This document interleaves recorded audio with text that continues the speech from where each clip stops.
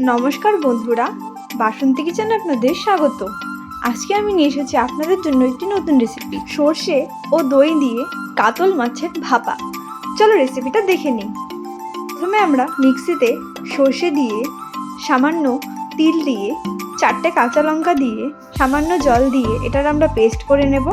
তারপর একটি কড়াইতে তেল দিয়ে দিচ্ছি। ওইদিকে ভালো করে ধুয়ে রাখা কাতল মাছে সামান্য হলুদ ও নুন দিয়ে এটাকে আমরা ভালো করে মেখে নেব। ওইদিকে তেলটা গরম হয়ে গেছে, একে একে আমরা মাছগুলো দিয়ে দেব। মাছগুলোকে আমরা হালকা হাতে উল্টে পাল্টে নেব।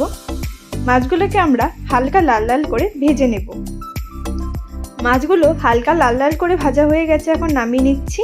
একই রকমভাবে আমরা সবগুলো মাছ ভেজে নিয়েছি।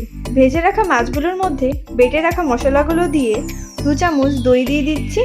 তারপর সামান্য হলুদ, স্বাদ মতো নুন ও লঙ্কার গুঁড়ো দিয়ে কাঁচা সর্ষের তেল দিয়ে এটাকে আমরা ভালো করে মেখে নেব।